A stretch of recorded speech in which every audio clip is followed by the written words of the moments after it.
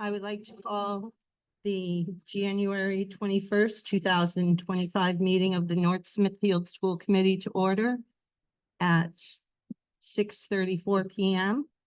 Roll call, please. Chair Bartimoli, Here. Mrs. Mayo, Here. Mr. Connell, Here. Mr. De La Cruz, Here. Mr. Simpkins. Here. We have a quorum. Can we stand for the pledge, please? To the flag of the United States of America and to the republic for which it stands, one nation, under God, indivisible, with liberty and justice for all.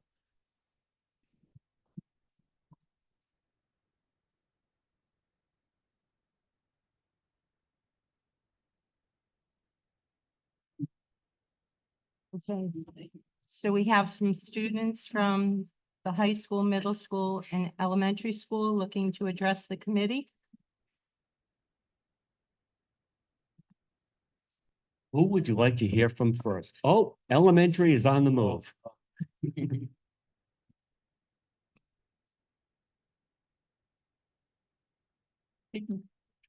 Introduce yourself. My name is Ivan Kratz from Mrs. Divine's NSCS fourth grade class. So this is Ivan. Ivan is in the fourth grade. He's been with us for a number of years.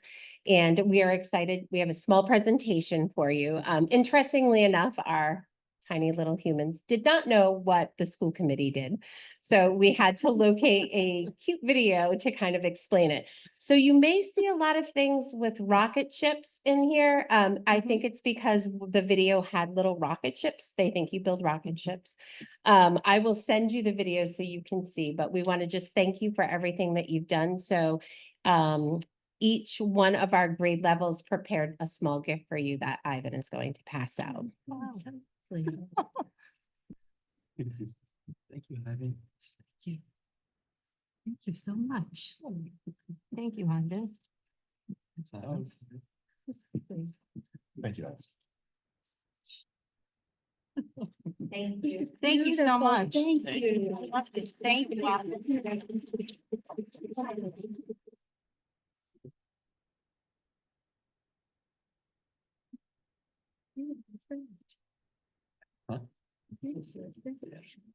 Was the kids. Good evening. We also have students here from the middle school, but I just wanted to say that we're very proud of our school committee. I know we have new members and we welcome you. I've been in the district for a long time, about 23 years now, and we've had so much support from you all that it's a pleasure to be able to present our children to you to see just how grateful that we are. And our kids didn't really know what you did either. I said, but they do now. And I'm very fortunate. I have two wonderful students.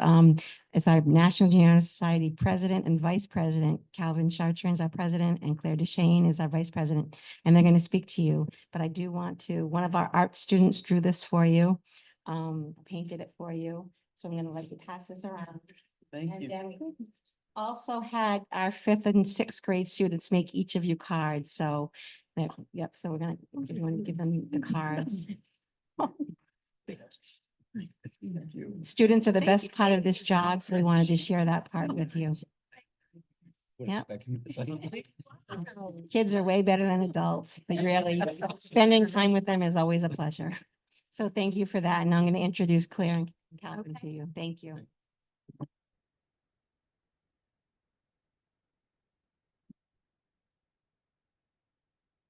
Good evening. I'm Claire DeShane, and I'm with my classmate Calvin Chartrand. We are the Vice President and President of the North Smithfield Middle School National Junior Honor Society. In honor of School Board Recognition Month, Calvin and I wanted to say a few words recognizing and thanking the North Smithfield School Committee members for everything they do for our schools. School committees have been around for years, and they have always played a vital role in our communities. School committees have many important jobs and responsibilities. To name just a few of them: educational management, policy development, school accountability, and ensuring the schools and community are working together. School committees make crucial decisions regarding curriculum, textbooks, and obtaining and assigning resources. Other responsibilities include adopting essential essential policies for our schools. Such policies would be concerning academic success, social equity, and safety in schools. Committees not only provide a system for accountability in students, but also the parents and community. One way this committee has been proven to be invaluable to our school success is seen in the high rankings for all three schools in Rhode Island. NSMS is proud to be ranked number 6 in the top middle school of Rhode Island. We couldn't accomplish this without the contributions, support, and dedication of our school committee. Thank you. Thank you.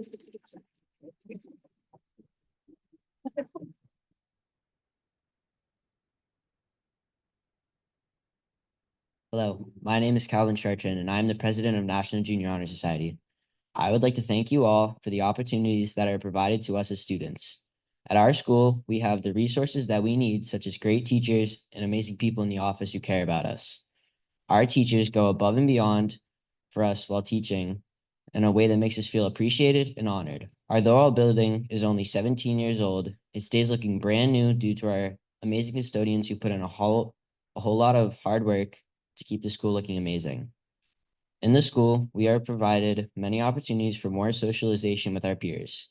For example, we have many opportunities such as clubs to bring us together after school, or sports teams which allow us to collaborate as a group. Our school's music program is highly recognized and many students participate in the program. These students give it their all and make the music performances incredible. All adults in this building are truly caring and recognize us as individuals. Everything we have today is in place because of all of your efforts and your work. So we thank you from the bottom of our hearts. Thank you.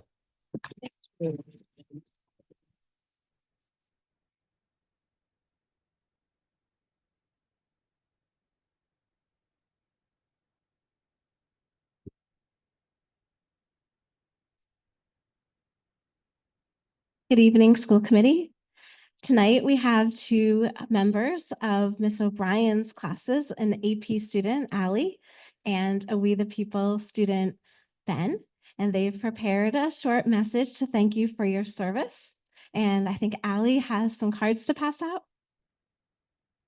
that the students have written for you. And at this point, I just want to say thank you to Miss O'Brien for leading the way and helping the students get these messages together. And now I'd like to introduce Ben.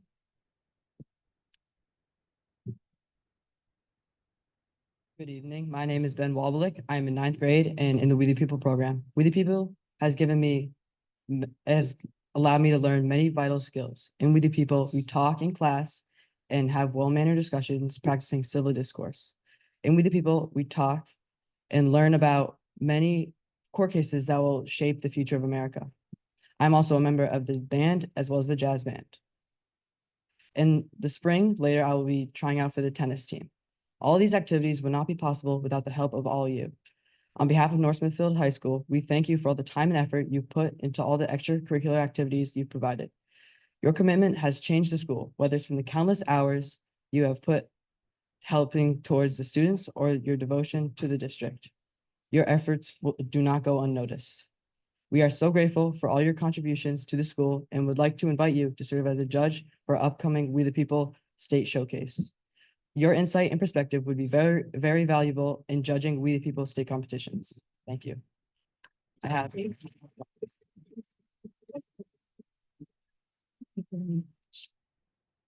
So much.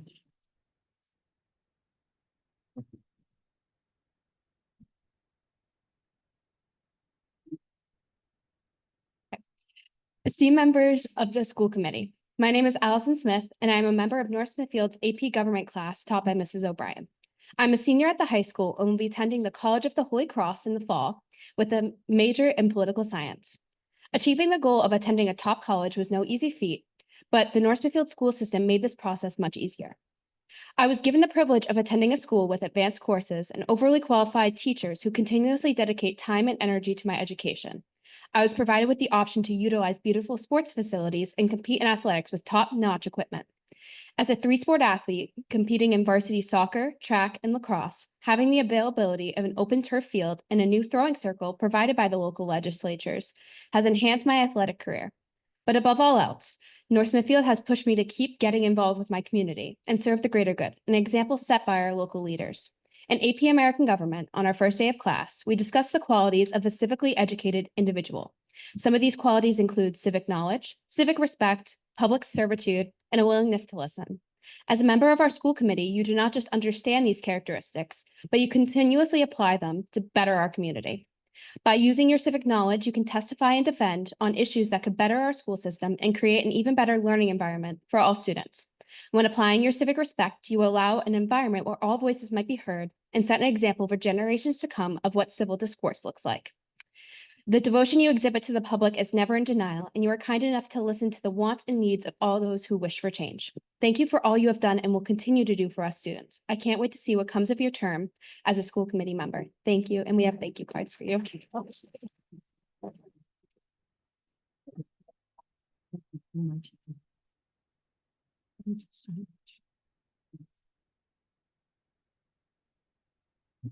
you.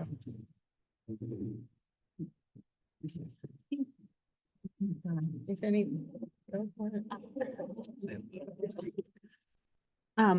I have to say, first of all, I had no idea that this was School Committee Awareness Month.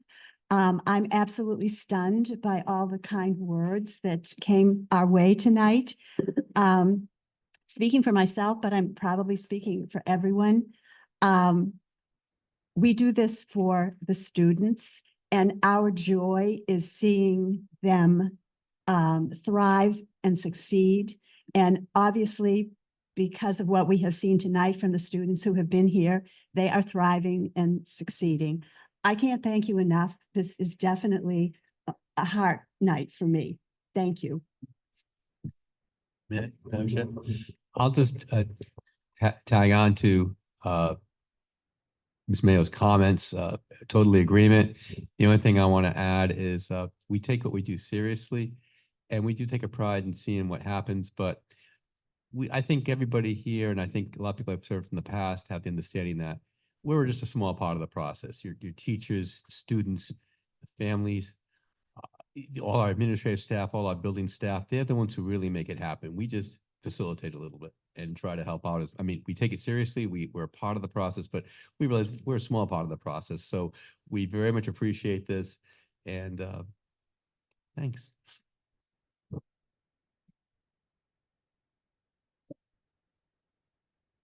So I'm new to this committee. This is only my third meeting. And I hope that I can live up to the expectations that the committees before me have set. And it's wonderful to see all of these accomplishments and the confidence with which these students get up and speak to us. Thank you for doing this so much, because it's a great reminder of why we're here, and the days when, you know, you think to yourself, why am I doing this? You know, it's nights like this that remind me. So thank you for coming out, and thank you for sharing the wonderful words with us tonight. Like Chris, I'm also new to the school committee, but you know, part of why we're here is to really serve you guys, to serve the families, the students.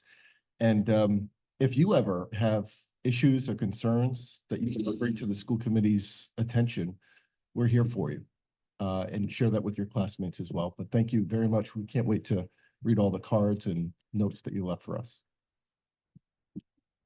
So I will say, I've been on the school committee for 2 years. This is my first year as chair. So I'm on a learning curve, but I am so impressed by these students. I may need some guidance from them. When I saw this on the agenda, I really wasn't sure what it was all about. But I agree with everything they've said. There's nothing more I can add to it other than thank you to the staff, thank you to your parents, and thank you, the students, for working so hard. And thank you for coming out on a freezing night like tonight. I think we all wanted to stay cuddled at home. But we really do appreciate it. So thank you so much. Thank you.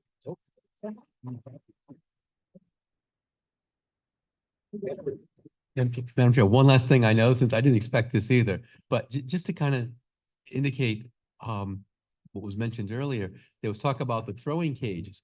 And I was on the committee when we were just starting the track team, and I It's the students coming before us at the school committees, talking about meetings, and we learned from the students and our athletic directors too, who were certainly advising us, but our students were working hard, but we didn't have it, we couldn't have home meets because we didn't have the throwing cage, and that was the last thing we needed to get. And so it was students telling us that we really need to get it, that helped, brought to our attention and pushed for it, and now we got it. So as David said, it's really what we hear from you tells us a lot about what's going on and helps us to do a better job. So thank you again. Thank you.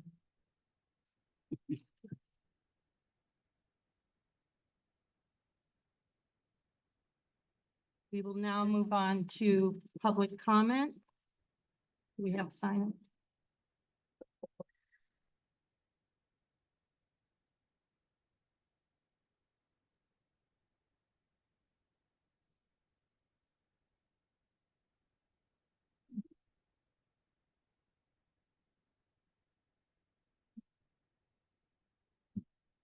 Sue McPherson.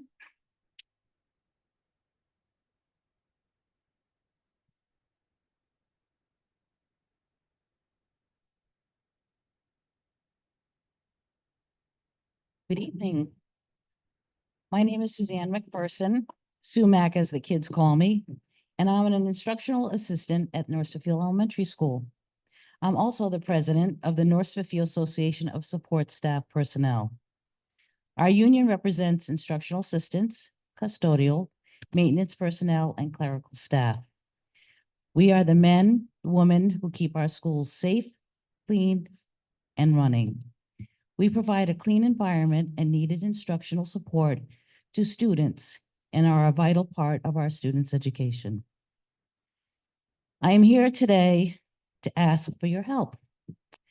I ask that you keep us and the vital role we play in students' education in mind as you begin this budget and negotiation process.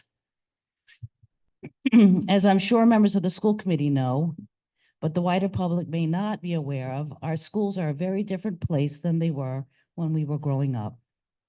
I'm very proud of the jobs our union members do. The vast majority of our students succeed and thrive at North Smithfield schools and receive a stellar education. But the student mental health and behavioral crisis is impacting all of us. Student behaviors are unlike anything we have seen before. Excuse me. Every day we are dealing with complex and challenging behaviors. We are constantly resetting our approaches to each behavior and striving for success for ourselves and, more importantly, for our students. We want each and every student to feel good about themselves. We want each student who struggles to become part of their classroom environment, to become the successful student that we know will evolve over time. I am part of the behavioral team known as the B team, facilitated by Dina Francesco at NSES, where we share strategies and successful implementations. Our students deserve the very best that we can offer, but we still need your help. When many of our instructional assistants started working in the district, we were there to help the teachers with minor tasks like making copies. Today, we are providing vital hands-on support. We build strong relationships with our students. We recognize the warning signs, and we can de-escalate a situation before behaviors get out of control, helping keeping everyone safe and learning. We have received training and professional development to adapt to the changing needs of our school. We do much more these days than we have ever done before. The work we do has changed, but our wages have not kept up. We make some progress in our last contract, but our wages are still below the averages statewide. An instructional assistant in North Smithfield starts at just $19.48 an hour. Custodials start a little bit higher at $20.35, and clerks start a little lower at $19.24. I've been here almost 15 years, and I get $22.19 an hour. This is not sustainable. We do not have enough new people coming into the district to work, and those of us are getting older. We are doing our part to solve this crisis. Last year, I and several of my colleagues helped lobby our elected officials to increase funding for our schools. We had hundreds of NEARI members fighting for more funding, and we were successful in modifying the state budget to include more funding. We helped increase funding by $66,000 over the governor's original proposed budget, increased year-over-year funding by $428,000. That's more money for our classrooms, and we're going to continue this effort this year. We will be at the State House on February 4th, talking to our reps and senators about the needs in our school. We are doing our part to ensure our schools have the resources they need and staff are compensated fairly. I'm here tonight to ask that you do the same. We will soon start our negotiations. We have already prepared our proposals and requested dates to meet. We ask that when you consider your budgetary decisions, you keep in mind how vital our work is to our students, how little we get paid for that work, and the need to attract and retain great staff so each and every student will thrive. Thank you. Thank you. William McShane.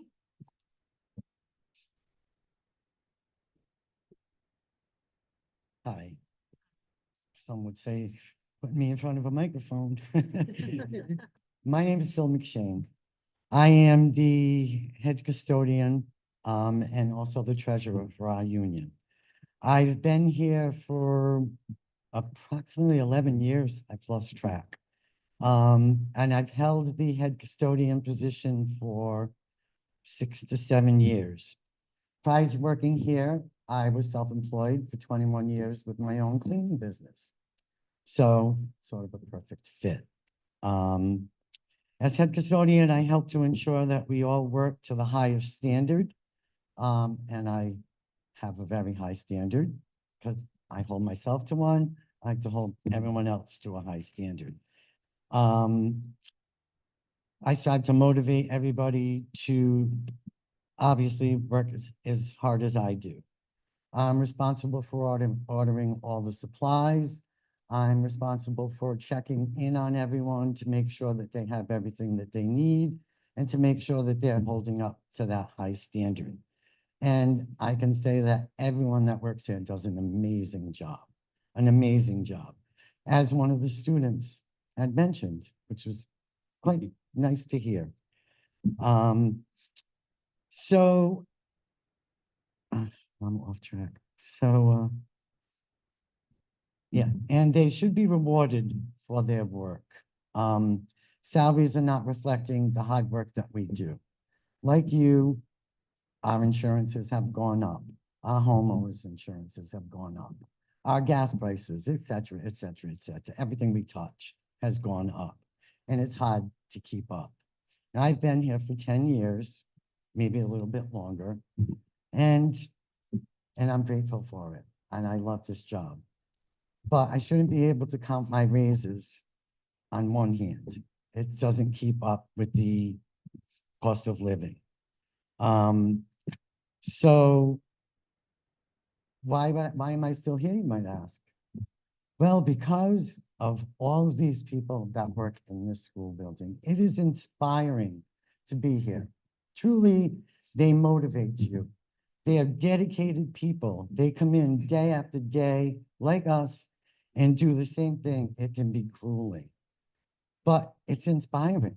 And I'm finding it hard to leave. And I should probably have already left, but I'm gonna hang in for a little while longer. They truly are the most amazing people to work with. I've worked in all 3 schools, and it is truly an inspiring place to be. So just a little story. The middle school was able to host a lot of volleyball games at the beginning of the school year this year, as the gym was being refinished over at the high school. So we had a lot of people in and out of the building, parents, so on and so forth. And I, not personally said to me, was in earshot a few times of people that had come out of the ladies' room. Can you believe how clean that ladies' room was for a middle school bathroom? I wish I had approached them, but I heard it. People that were in the lobby, this is a beautiful school. Can you believe how clean it is? So it's nice to hear that. So as we get ready for negotiations and you start your budget speaking and your budget process. And us as a staff in a union look forward to working with you to raise wages for a hardworking support staff. So the biggest compliment you could give us, get more money. Thank you for your time. Thank you. Thank you. Bill Eden.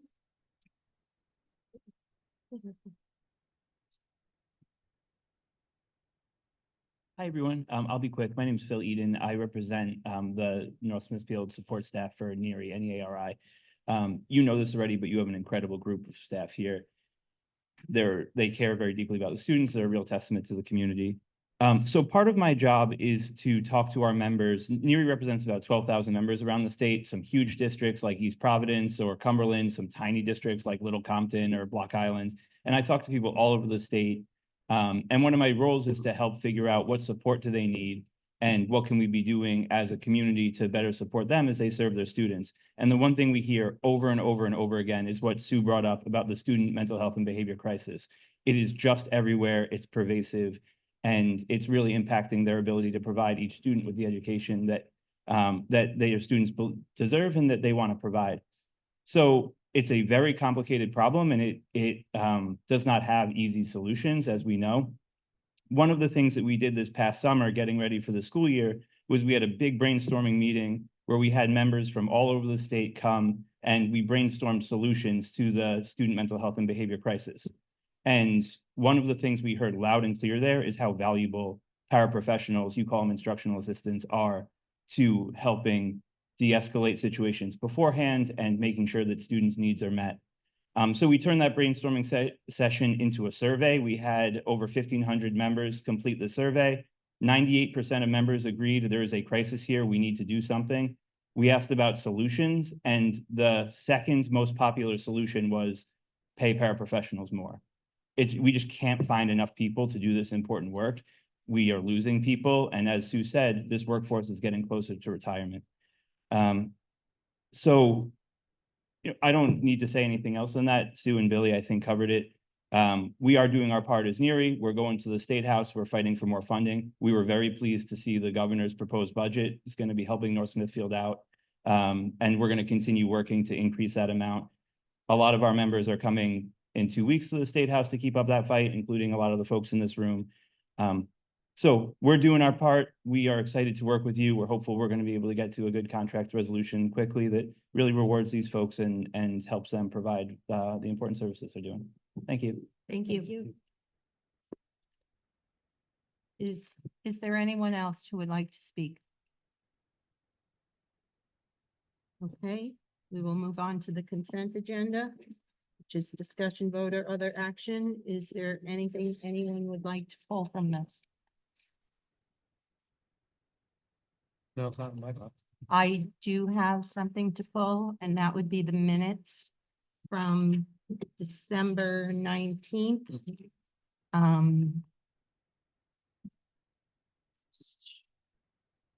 So if we get to number 16, Chairwoman Bardamoli lastly brought up the issue regarding concessions and athletic field management. She stated that the contract with Wide World of Sports ends in February of 2026, as it was driven by the town to work with Wide World, which is not correct. It was driven by the town to build the concession stand without ever bringing the school committee in for any conversation. The concession stand was built. It was handed over with nothing to run it. So I just want to clear that up. Okay. So is there a motion to approve the consent agenda with that change to the minutes? So moved. We have a second? Second. All those in favor? Aye. The ayes have it. Does that know all the changes? Okay. And I watched the YouTube just to make sure that I did say it correctly. So, yeah, we'll go over that. All right, moving on to reports. Superintendent St. Jean's report, I'm please. just keeping this very brief, so we have time later on in the agenda. And I just want to thank the students who came out tonight. And I'm glad you didn't know they were coming, because I took pictures and I have expressions on your faces. And I won't put the embarrassing ones up on Facebook. Thank you. Okay. Yes. That was And you're all lovely. set? That is my report. I can't wait to see what we have here. That's Okay. wonderful. Item 4, informational, which is resignations, retirements, leaves of absences or appointments. I just want to wish Jennifer and Amy well, as they've resigned and they're moving on to other opportunities, and welcome Lauren, who's joining our math interventionist team. Very, very needed position, and she is absolutely fantastic. That's wonderful. And we will move on to old business, FY 25 operating capital budgets, discussion vote or other action. And FY 26. You're shaking, are we good? Put on FY 25, but we'll Okay. have to chat about FY 26. Okay, and so we have the presentation of the FY 26 proposed budget.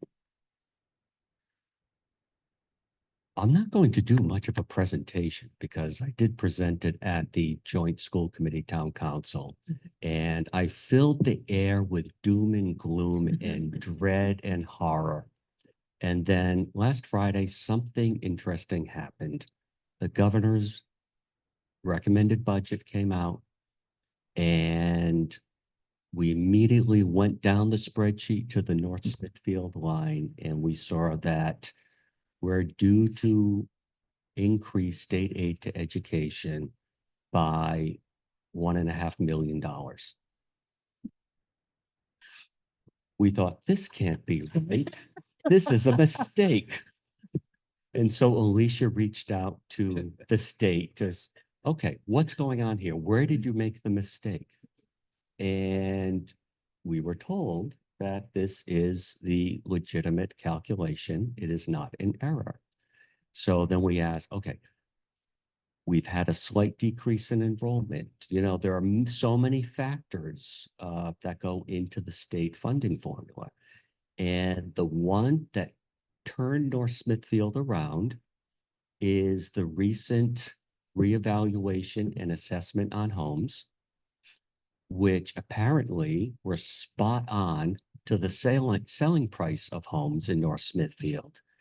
And so how that translates is that we are getting the full amount for that line, that calculation, as opposed to having it dialed back and reduced for towns who have the ability to increase the levy.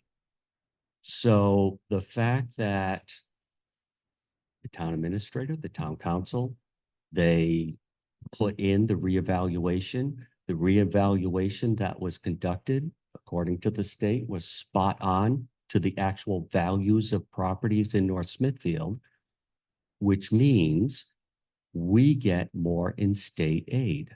We get the full amount for the property line, as opposed to having it dialed back and reduced because other communities who maybe don't have an accurate evaluation or who have undervalued the properties, we're not penalized for that.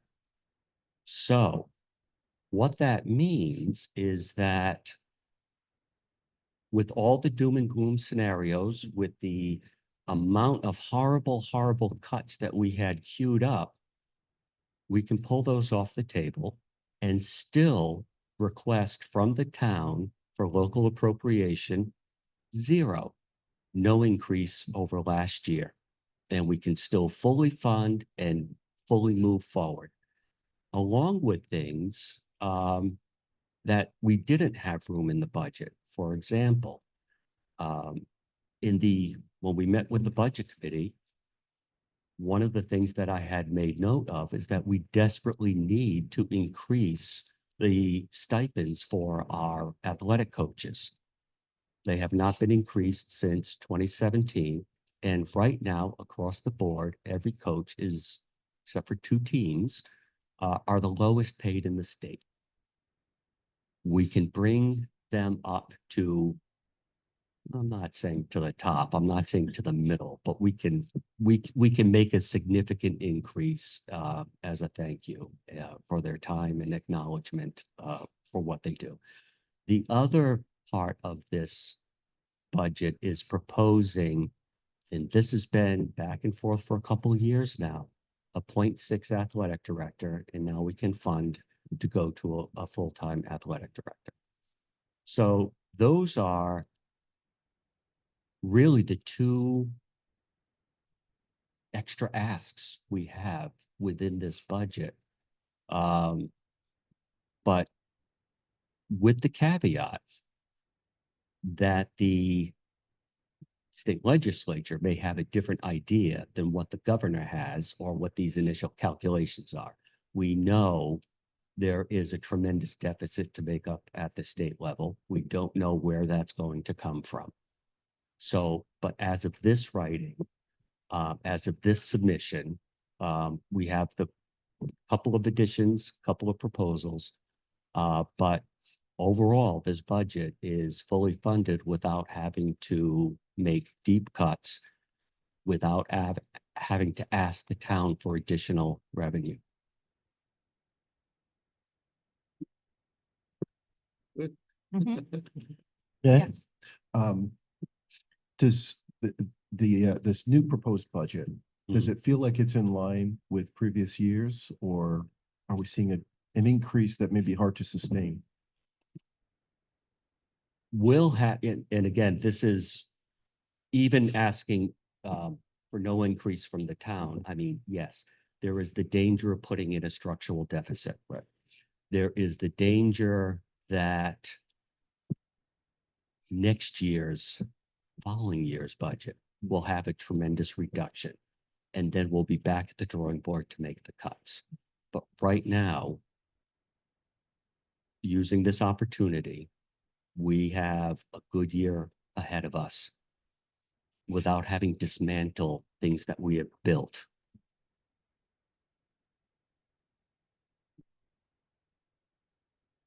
Any other questions? So this is the governor's proposed Yes. budget. How usual is it for that number to be close to the final number? It is historically very close. Sometimes a little less, sometimes a bit more. Right. They're always going to update that funding number that you're seeing at RIDE in March. So right now we have the October enrollments. So that will be your main change that's going to happen. We didn't see any major changes in like the funding for education. A few that don't affect us at all. There's a poverty stabilization we didn't get anything out of that anyway. So really what we're seeing is an increase to the state share ratio, which is something that's been there forever. And if you look back at our history, this is the biggest state share ratio we've ever seen. It's a 5% increase just in that little piece. And that is a legitimate component that they have we don't even provide that information. The town provides it to the Department Municipal Finance, and then they provide it to RIDE. So pretty confident that at least that portion is good. So it's not like we added anything. What we just did was just take the cuts off the table. So we reinstated everything that we cut, and then we did reduce the local to a 0 ask. 2 more questions. So when was the last time that we asked for a 0% increase from the town council? We've never asked for 0. Historically, we've gotten 0. We haven't offered or asked for it. That was fiscal 16 and fiscal 17 was 0 from the town. FY 24 was a 0.5. Those were the lowest. So we are, if the governor's budget sticks, offering 0. So I think it makes us all nervous. Yes, it Makes does. us I Nervous know. to say that. Yeah. No, sounds crazy. no, I'm just saying, things can change. But right now, and we always make it a practice that whatever the additional comes in with state aid, we always automatically reduce it from what we ask of the town. Mhm. This year, with this tremendous change in state aid, we're doing the same thing. We deduct what we would normally ask from the town, which comes out to 0. So I guess the second part of that is this a time where we would want to ask for something, maybe not, the 3% or 4% that we would cross our fingers and hope for, but to make capital improvements in the schools? Well, that's the next piece, because you also need to approve the capital improvements, which I'd like to just bring up on the screen. If anything, we've in the past, in order to assist the town with our operational budget, we've given up our capital requests. So they could reduce the local appropriation. What we would like to do is hold on to the capital request in the sense that it's also a good investment, because anything that we would use that money for would be for ride reimbursement on already pre-approved warm, safe, dry projects, and we will get 35% back that we can then in turn invest in more. So whereas, again, as of this submission, as of the governor's projected budget, we don't need to ask the town for anything for operational. However, we should still do something with capital, because the other pieces in here, and like I said, it could throw in a little structural deficit in the future, or a big structural deficit in the future. The other thing is that there is a maintenance of effort that towns have to provide. So this year, it would be good to see the maintenance of effort on those capital projects that we can then get further reimbursement for.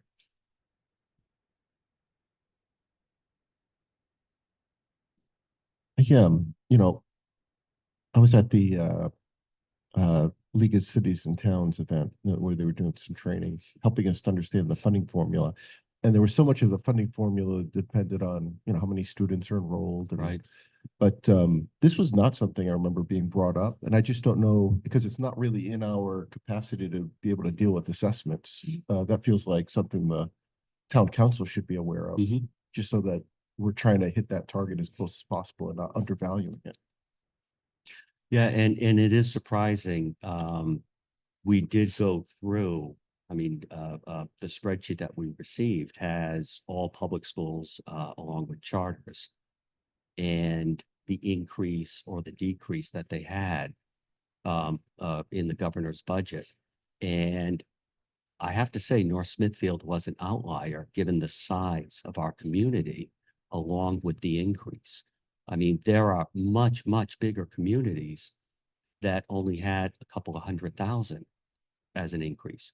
But that's because their evaluations and assessments were not up to date. So, yes, and on other side, yeah, we did lose because we did have a bit of a drop in enrollment. The state has been kicking in an enrollment stabilization piece, because enrollments have dropped all across the state. In fact, for the past couple of years, we were only one of a handful of districts that had an increase in enrollment. So, but there was a stabilization fund to help those districts. That's gone. ESSER funds are gone. And again, this is why back when I presented, we were looking at this, we anticipated doom and gloom. This came as a very pleasant surprise. And again, we just hope it sticks. But if it doesn't, as Alicia said, we do, there is another adjustment in March. And then around April, we have a better idea of benefits. We, you know, we can further adjust to actual. And if for some reason this falls apart, you know, then we'll make more adjustments. But for now, it's fingers crossed, you know, it's. I think it just makes us all nervous. Yeah. Like, this doesn't happen. I so know, It makes us nervous. Yes. And I think it, as we discussed Friday, the town really needs to know that they played a part in yes. the way they assess the values in town. And this is what I hope that I can, I have expressed tonight. And in the updated budget summary book that you just received, and if you approve, we'll go to the town. Town gets kudos on this one. It was, again, fantastic. So good, we didn't believe it. Whoa. Oh, the other piece, I should put up on the screen, the capital improvement. Yes, please.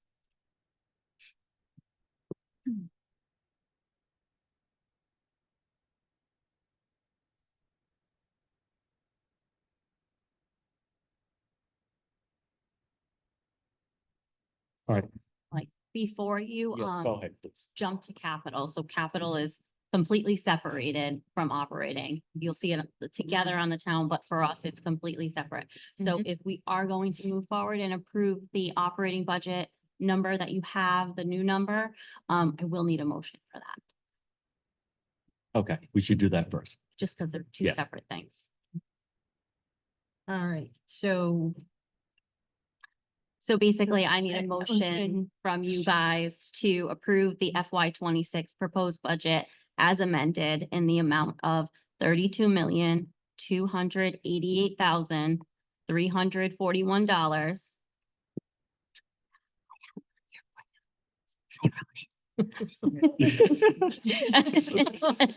I just tucked it over there. Okay, And to submit that onto the town budget committee, town council, town finance director, and town administrator. all right. Do I have a motion to approve the amended changes for January 2025 in the amount of $32,288,341 to be submitted to the town budget committee? A motion. Do we have a second? Second. Roll call, please. Chair Bartololi? Yes. Mrs. Mayo? Yes. Mr. Pennell? Yes. Mr. De La Cruz? Yes. Mr. Simmons? Yes. The motion passes. So on the capital side, Hmm. and again, as Alicia had said, we treat it totally separately. But when we get the town budget book, it's part of the operation, Mhm. right? So some of these are requests that we've just make every year. In fact, the first one is the priorities for the ride, warm, dry projects. They're reimbursable. At some point in the past, there was a motion on the town side to annually fund the revolving fund where we use, you know, for these capitals projects, 200,000. I think that happened for the first year and then was forgotten about the other years. But every year we ask for, you know, can we just put $200,000 into these projects? So the other thing as a district that we've also had across multiple years is $35,000 for classroom renovations and furniture. And the renovations are in-house, so it's mostly materials. And to replace the furniture. We've had some very successful phases in which we've been updating the middle school furniture and sending it over to the high school because the high school furniture is, I was looking on Facebook Marketplace for something and there were some chairs that were sold as vintage classroom chairs. And I recognize them. I see them all the time at the high school. So, Co-stars on Marketplace. yes, there you go. So, you know, so it's just basic 35,000 for the classroom updates, renovations and furniture. We've also had a project out there. It's roughly around 200,000 to widen the parking lot at NSCS. And again, we'd like the egress and the entry to be a lot smoother. It is the only way in and out of that complex. It's kind of a moving target too, because it would require a lot of permitting. I don't know how much our town DPW could do, or if we would need to have the whole thing go out. There is a gas line that runs under there. So that's one of the things that we put out there. Then we have a few that are really long-term considerations that can't be done in 1 year. May have to take something a bit more dramatic. We do have pricing, actually have NSCS coming up. We have to restore and replace our roofs. You know, they've been patched, they've been maintained, but we're at the point where, so for example, the high school, to restore that roof, the price we have is $2.5 million. To replace it, it's around $5 million. Now the middle school, to restore it, it's 1.2 million. It doesn't need to be replaced. I mean, it's new enough, but it does need some restoration work. I don't have the elementary right now, but that's going to be a big one. And I mean, one wing is newer than the rest, so it's not the entire school necessarily, but we have to factor that in. We have looked at doing air conditioning, and it turns out that this building was built with partial ability for air conditioning. Once we got into the ceilings, we found that it can't handle it. The ductwork isn't isn't insulated. There's a number of things. So one of the plans, if we were to do the corridors only, right, and that would, let's keep the corridors cool, open the classroom doors, let's get some, you know, cooler air into there. Again, it would take further study, but that's between 3,500 to 735,000. Does that include the third floor corridors? That's all the corridors. All I right. had a parent reach out to me recently asking. It's brutal. It's horrible. Yes, I know. Yeah. To do just the third floor only, that's $1.2 million. All right. So that's classrooms and the corridor. To do the entire building is $4 to $9 million. So we were hoping that when the building was constructed, that yes, air conditioning was part of the initial design. At some point it was pulled. And when that was pulled, it wasn't just the roof units, it was the stuff inside to support it out to the classrooms. So I don't anticipate the town is going to say, oh, you save so much money on operational. Let's put HVAC throughout the, you know, so this is more of an informational thing. But what we do also have, now that's the ask from the town. We do have money set aside in the fund balance just like we've done so many other projects that we haven't had to ask the town to kick in. For example, the athletic fields, all the athletic renovations except for the concession stand, we did. So many of the internal renovations, we did. We didn't ask the town for that. So, and it's one of those misconceptions that we are allocated a budget at the beginning of the year. Why at the end of the year is there money left over? That money that's left over is what funds these things, right? That money that's left over is due to solid, conservative fiscal management. We don't get a budget in September and start going nuts, pushing a shopping cart through Best Buy, loading it up, crazily. We hold off and we analyze and we every expense, every purchase, with the hope of not being in deficit at the end of the year, but actually having something that we can apply to all these other things that we don't have the money for. So Chromebook replacements, we do need to replace a few grade levels. Our teacher Chromebooks are ancient. A lot of our students have better Chromebooks than our teachers. So it's time to replace the teacher Chromebooks. Updates for wireless throughout all the buildings. And that, by the way, is E-rate eligible. So we get reimbursements for that. We're down to a handful of a few of the active panel replacements in the classrooms, a Ethernet data refresh, a new paging system at the middle school. We put a new paging system in at the elementary. It's brilliant, it's effective, it's efficient. We need to update the middle school.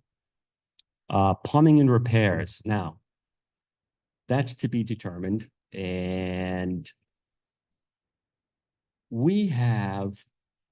NSCS has very hard water, which plays havoc on the plumbing and the appliances.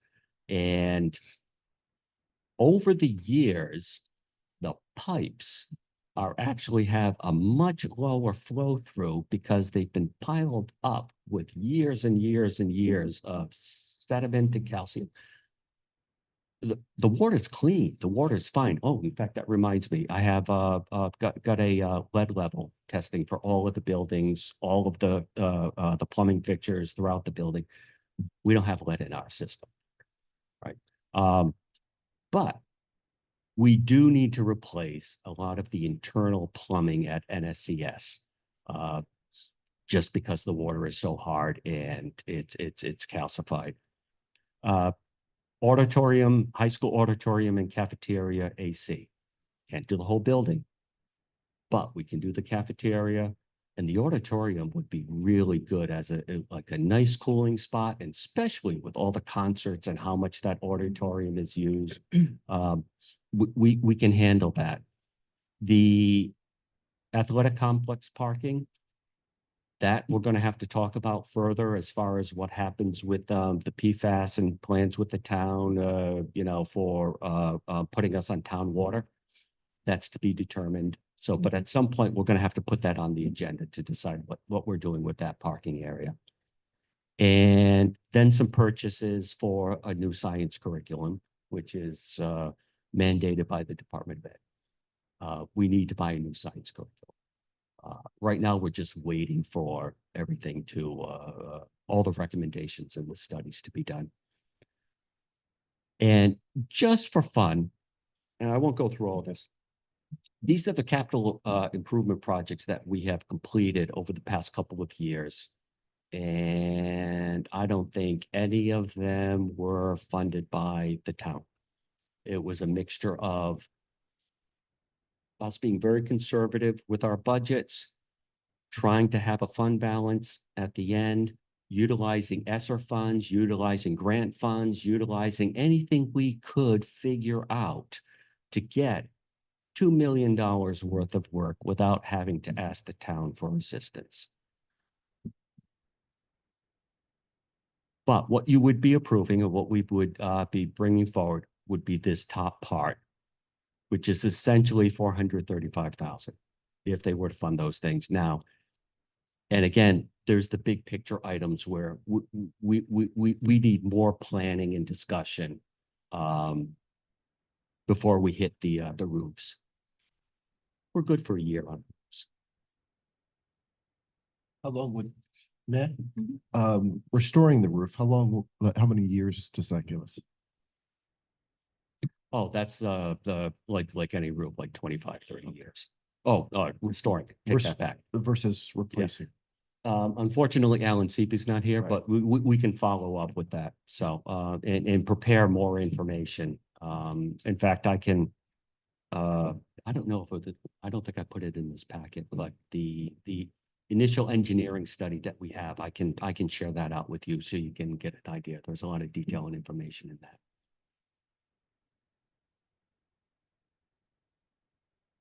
Any other questions? This does not require a motion because it was part of, It wasn't part of the amount that you approved, but Okay. you don't need, I do not believe you need a motion for the capital. I guess you could only do it if you wanted. But it's the town's. My memory is Town's so money, so- poor, I can't remember what we have done with this from year to year. Let's do the motion. Why didn't you, could you just do a motion to that's approve, fine. just that way we're covered and we just include it as part of the packet? Assuming you want to approve. yes. Okay.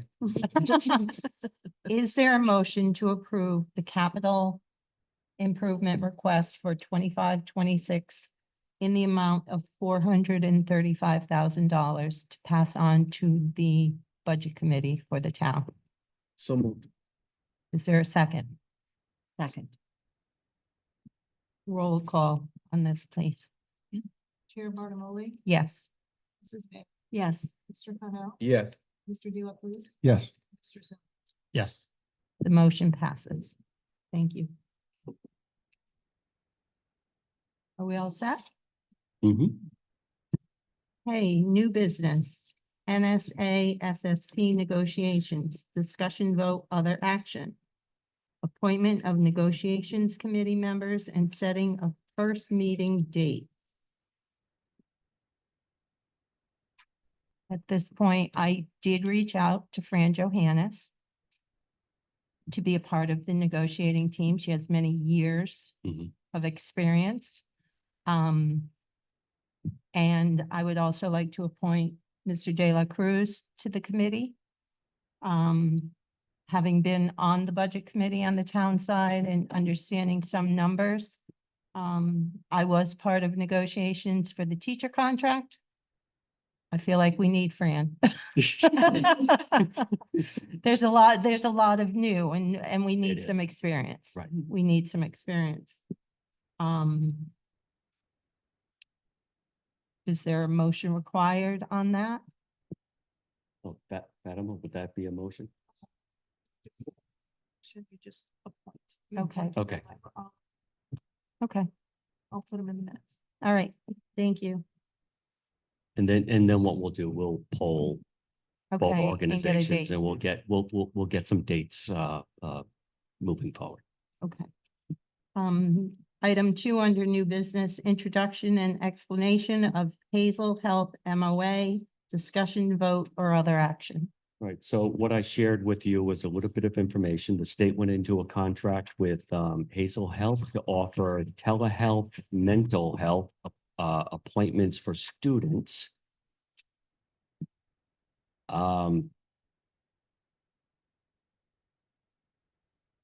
What I gave you was the generic MOA that they're looking for from districts.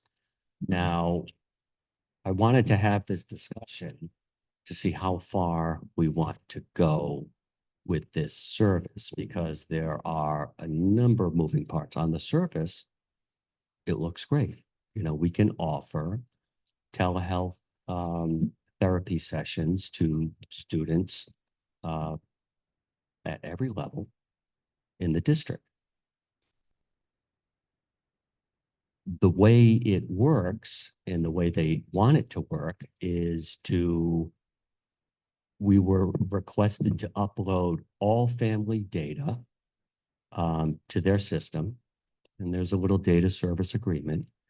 And parents, if they want to sign up for it, can then just go to the website and complete the information. But in order for them to do that, we upload everything. Or we could put something out and do an opt-out, and then we'll upload everything except for those people who opt out.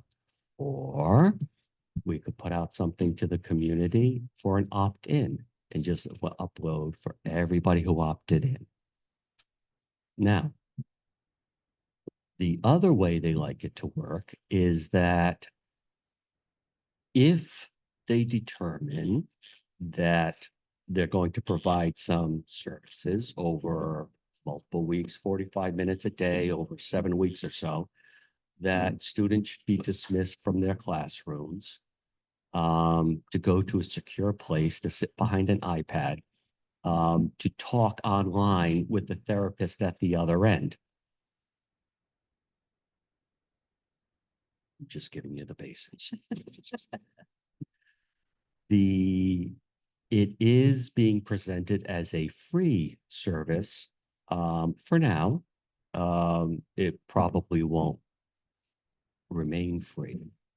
But right now, I think for this year, RIDE had some money. They purchased this, and they know that, rightfully so, mental health is a huge issue with our students and families. However, talking to Mr. Scungio, one of the things he pointed out is that it's not necessarily free, that any student who takes advantage or who uses the system, Hazel Health collects our Medicaid money that would normally come back to us. So we've had conversations with other districts, and I'm not aware of any that are doing this exactly as Hazel Health is, that was in that MOA that I shared with you. Some are doing just the high school. All right. Some, actually most of them, they're not allowing sessions during the day. If you want to sign up for this, it's after school and in the evenings. I did talk to Hazel Health about, oh, do you have weekends? No, we don't have weekends. So it varies. A couple of districts I know of are saying, no, thank you. We're not doing this at all. So we have options. And what we have is a potentially interesting service. I would wish we had been able to or experience a pilot first. I have serious reservations uploading all of our data. I have reservations releasing kids from classrooms during the day, the scheduling issues. I did ask Hazel Health about, okay, what if one of the students talks to a counselor and is expressing suicidal ideation? Do they contact the school to let us know? And I got a very specifically vague answer that, yeah, if it's determined that we should contact the school, we would. I asked a question about, okay, if a student's talking to a counselor for Hazel Health and is talking about abuse at home, do you contact DCYF? Again, kind of a specifically vague, well, yeah, if we need to. I asked if, and they would, but again, some non-committal answers. I asked if parents were on the session, telehealth session with the student, and I'm thinking the elementary kids in middle school. Oh no, parents are only involved at the initial sign up and consent. And after that, it is between the Hazel Health remote telehealth counselor and the student. They'll loop the parent in, I guess if they feel the need to. So yeah, if you're looking for a recommendation from me, I would say, and again, I've had conversations with our social support service, our team, which are brilliant, and my recommendation would be, okay, it's there, it's available. We can use it as a referral service, just like we would any wraparound service or community support service. And if somebody, if it's deemed appropriate, if somebody really wants it, we can sign you up for it. But understanding if, the Medicaid would go with that phone call. Or we could say no. Can I ask, Yeah. how long has this company been in business? Is it something new? No, they've been around for a while. Actually, Ben Scungio is here. He's not on he's here for afterwards. If Ben has been working on MOAs with Hazel Health across the state for other districts. And my intent was to not come to you with a Ben Scungio special that we've, but actually get an idea of how you would like to proceed and then draft the MOU accordingly. But I don't know if, Ben, would you be able to answer a couple of questions that they may have? Yeah. Well, I'll open it up to questions at this point. So my first question was, what does this company get out of it, right? Some free service to our students. Medicaid reimbursement. Yeah. Best I can tell for starters. Okay. When you say we're uploading all the data, what's the nature of that data? Is it names and birthdays or? Yeah, it's parents' names, contacts, addresses, phone numbers, emails. In the packet in the MOU, it lists everything that would be uploaded.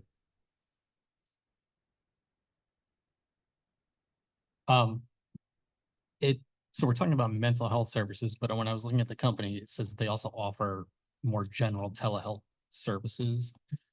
Is the partnership through RIDE scoped to just mental health, or are we Just, talking? as far as I know, just students and mental health. No parents. Parents who are at their wits' end and want to know, how can I help my child get out of bed and get to school and motivate them? They don't get to talk to Hazel Health. Okay. And are these services available for these kids from home too, or only from school? From home. And if we were to do this, we would prefer that it happen at home. If it happens in school, we carve off secure spaces, we put an iPad in there, and they do their conversation through the iPad in the private space. Ma'am, just a comment, and I'm just hearing it, I almost feel as I'm listening to this, that this isn't a decision that really we have enough information to make a decision on. By that, what I mean is it sounds like it's more for our, really as a guidance department of social services, if they have kids who they think if they have students who they think would benefit from this, I'm willing to, at least have it, like I said, as one of our tools. But if it's well, leave it like that, I mean, if it's, I'm not, it's just if it's one of our options that we have and we don't have to do the MOA, that's fine. But would we have to do the MOA, just even have it as an arsenal in our tool? Yeah, and so if that's what we do, and we just, all right, we're going to treat this as a referral service, the MOA would reflect that. And how does the guidance department, I mean, I know you said you spoke to them, is the feeling like it's worth having just as that backup? Is that what that's what I understand you to say, but I want to misinterpret you. So one of the things that, I mean, the feeling is that, look, we're small schools, we're a small community. Our guidance staff, our social workers, our psychologists, they know our kids. And in a way, they feel this kind of bypasses their service. But on the flip side, when I talked to Hazel Health, they said, well, some students may not want to talk to your guidance counselor and, they would rather have a private conversation with one of their staff members.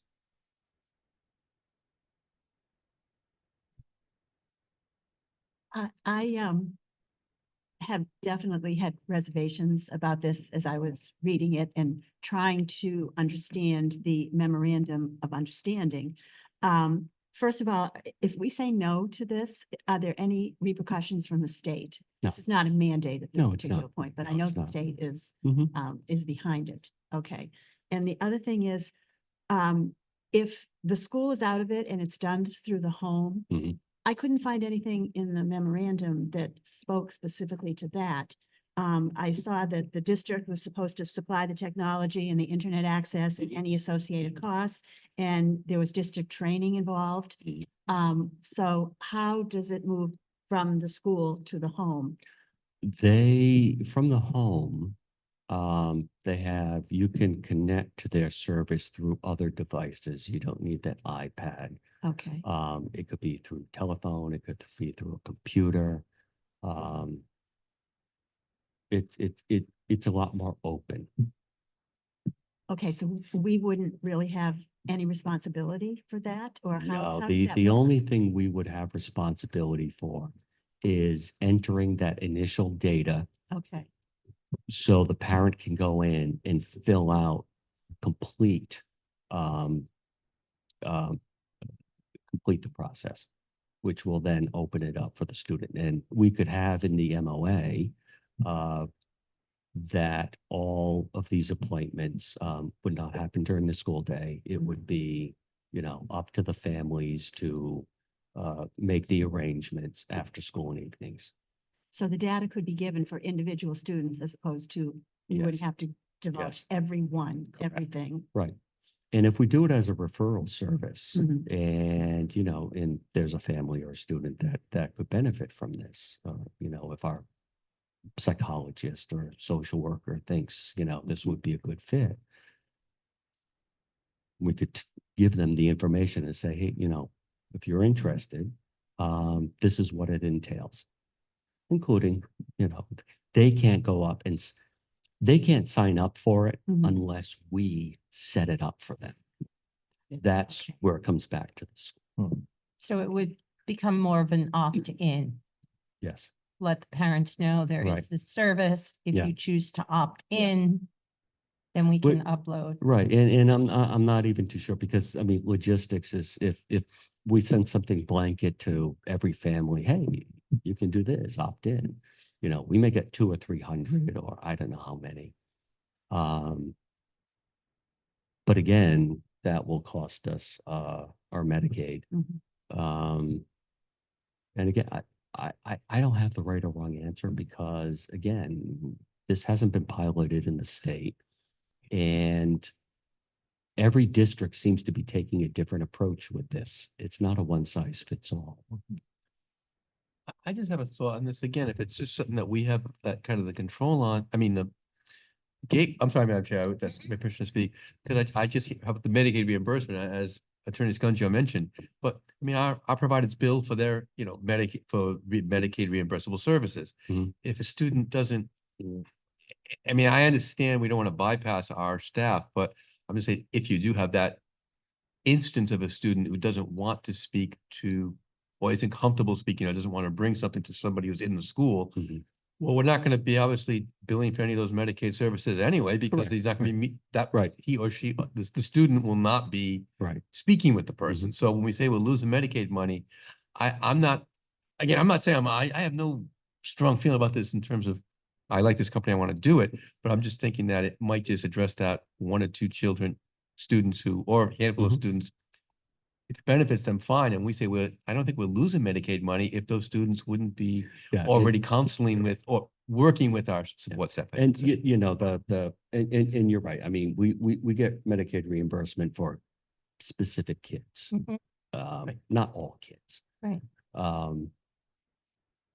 So, yeah, and so we've talked, we've talked about a way to create a balance where we don't turn this away, but we don't necessarily have it disrupt a lot of what we're doing. And that's why I think the recommendation is to do the MOA in a way that it is a referral service. It's like other wraparound services.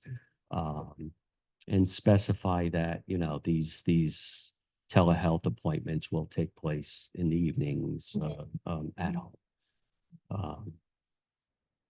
And I agree with you, excuse me, I think, I agree with you because I think it's important that we do anything and everything we possibly can Right. to help our students within our parameters. And Right.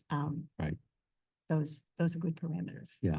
And you know what? And the thing is that we have students who see therapists and counselors on the outside, you know, so when I say bypass, you know, the our own people, I don't mean it as a kind of a boohoo pouting type of thing. You know, it's we have very caring people that want to help in any way possible. You know, but on the other hand, we also have security and things we need to consider within the school, in the school day and scheduling and instruction, along with, you know, various appointments that they have. We think that because it's telehealth, that it would fit in really well into the evening. And the other thing is that we wouldn't want to say to parents, no, I'm not going to give you support. But we don't have to send it out to everybody and say, hey, use it or not. That's. We could be more targeted and thoughtful, I think. Go ahead. Dr. Burns, do you run the Heart and Minds Club at the high school? Okay, maybe I have the name wrong. Like there's a student health and Active Minds, yes. Okay. I'm wondering, since you're close to the kids who might be needing or wanting these kind of services, I'm wondering if you have any thoughts on this program generally, if it's something that's of value to the students. If you Yeah, could if you just don't come mind, up to the sorry. mic so we can.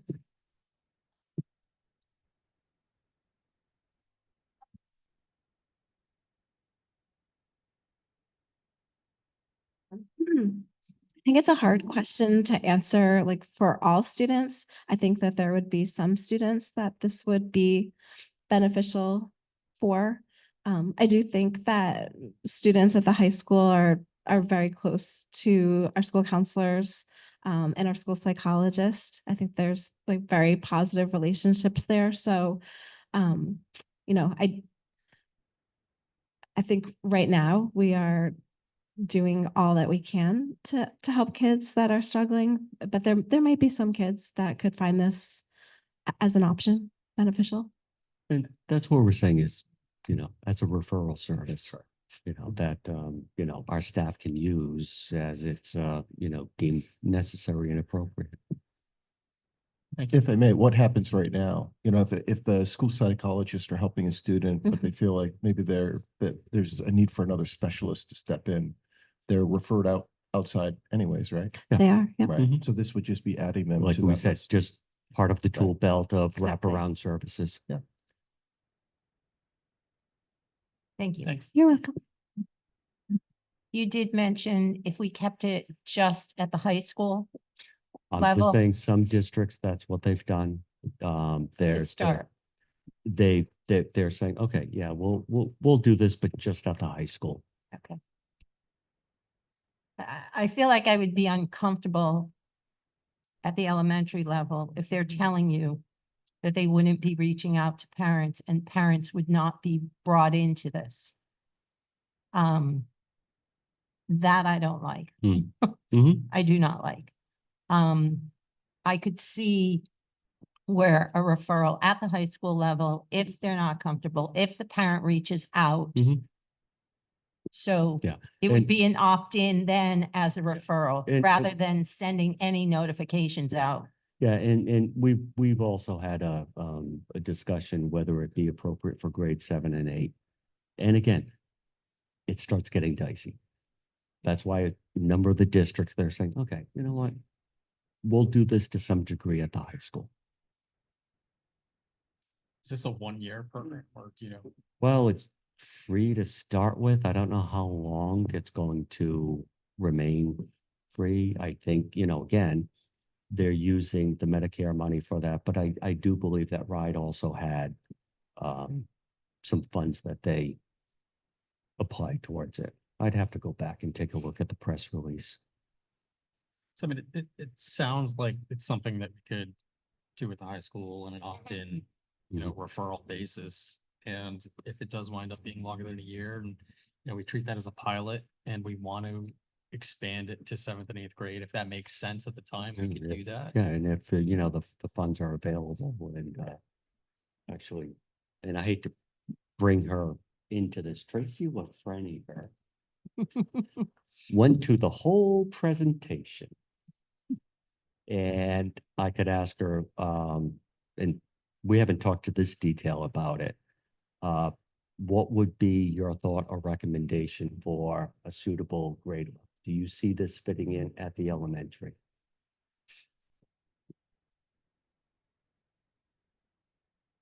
See, I don't. you people shouldn't be coming to these meetings because you just, you're fair game. Come on. Yeah, so part of the, I think the motivation for this was that what I think people were expressing statewide was that if there was a need for therapy or for counseling outside of the schools, parents and families were finding it difficult to make an appointment, or, if they were seeking a therapist, appointments might only take place 6 months out.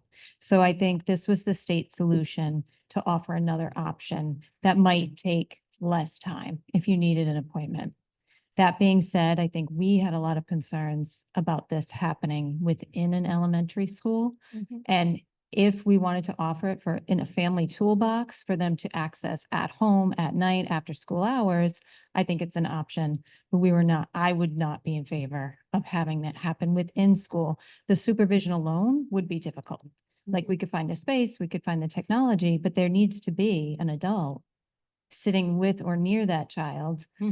And then even then, doesn't that breach confidentiality? We had a lot of concerns that if something came up during a session, now this child is like transitioning back into class, like how does that look like? There were a lot of logistics that just seemed to be more of an obstacle for elementary.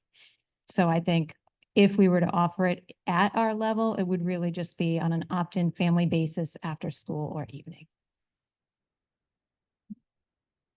Did you have, I'm sorry, may I have? apologize? So just to clarify, so what do you think about doing an MOA or an agreement as far as 12, 9 to 12? Should we put 7, 8 in there? The first one, or do you have an opinion on it either way? I think the idea of kind of piloting it with our upper grade level students, 9 through 12, and seeing how it works, seeing if it's useful, seeing how many people benefit from it. I think that might be an option before we extend it to our 7th and our 8th graders. But that's just my personal opinion. I do think the message from the commissioner was, if we don't use it, it might not be around forever, as kind of a motivation to give it a try while it exists. And this is why I wanted to have this conversation, because, I don't want all of us to make the determination. You're the true representatives of the community. I don't want to make that decision for them. I'd like to make it with you, and, then we'll create any MOA and have you take a look at it. Ben will actually create the MOA, make sure everything's buttoned up. And then proceed however you want. Now, I'll just say, from my perspective, I'm willing to go for 9 to 12 pilot MOA, if you will, for pilot, for lack of a better word. High school referral service. Yeah, Okay. 9 to 12 high school referral. So along the lines that the superintendent and Mr. Lafreniere kind of just discussed. 9 to 12. Dr. Burns, are you Oh, and okay Dr. with Burns that? too, yeah. Okay. Okay. And I think be specific, it's after school. Yes. It's not during the school day. Right. And it is referral. We're not blasting this out to Mhm, families. mhm. It's, if there's an issue, we have this option that you can reach out. That sounds good. And we can create that. Anybody else? That's good.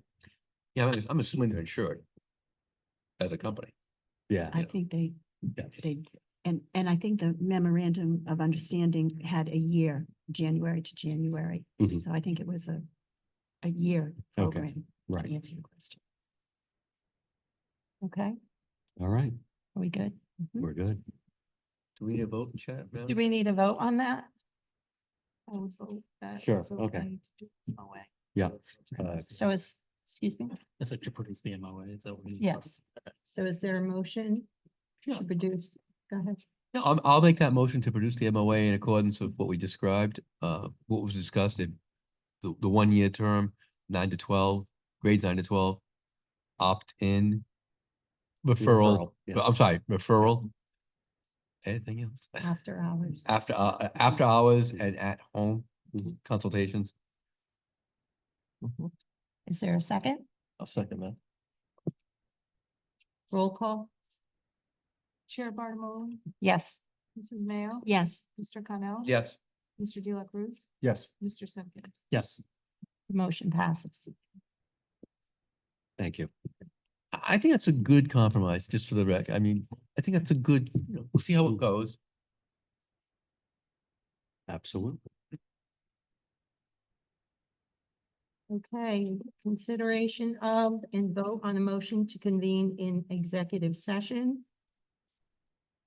Executive session closed pursuant to Rhode Island General Law 42-46-5A. Immediately following open session pertaining to legal advice regarding outstanding legal matters and responsibilities of school committee members. RI General Law 42-46-5A, 2 litigation, and consideration and vote to adjourn to executive session. So So, moved. second, Roll call? Chair Bartolome, Yes. Mrs. Mayo. Yes. Mr. Connell. yes. Mr. De La Cruz. Yes. Mr. Simpkins. Yes. We are in executive session. All right, so I will pause the video and resume it when we come back out.